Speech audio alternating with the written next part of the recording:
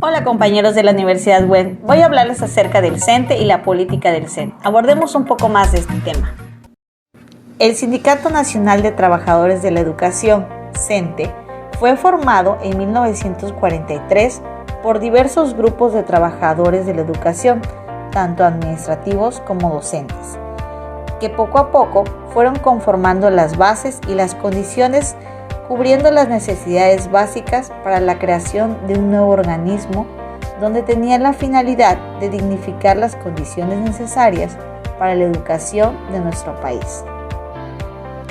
Ver los antecedentes de la historia del Sindicato Nacional de Trabajadores de la Educación es interesante, porque se trata del sindicato más importante y numeroso de América Latina, el cual, en sus inicios, era un sindicato que tenía la venia de los actores políticos más importantes en ese momento, por su innovación y desafíos a una mejora social.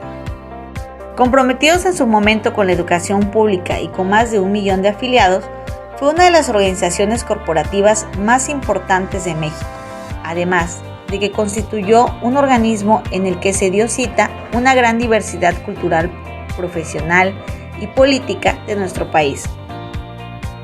Dentro de su historia hubo varios líderes que desvirtuaron su quehacer inicial.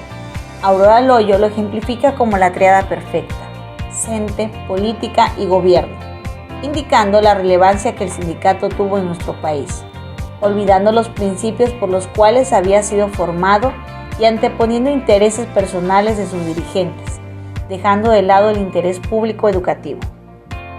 Es importante recordar que los integrantes del CENTE, al percatarse de la corrupción de sus líderes y ante sus crecientes necesidades económicas y las de sus familias, en 1979 se dio la creación de la Coordinadora Nacional de Trabajadores de la Educación, CENTE, siendo esta no un sindicato, sino una organización de trabajadores de la educación libres que luchan por mejorar sus prestaciones laborales y económicas, y que, al igual que toda organización independiente, se pretenden cooptar por los gobiernos para tener sobre ellas algún control, como los de Oaxaca, Guerrero, Michoacán y Veracruz, en donde el CENTE tiene un gran poder económico, pero sobre todo político.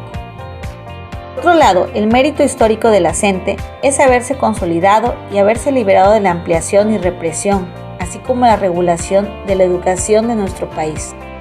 ¿Qué depara en la educación pública? ¿Qué pactos políticos se seguirán gestando tras bambalinas? ¿El intercambio de la educación por favoritismos políticos? ¿Seguirá la educación siendo la piedra angular en el desarrollo de la nación mexicana?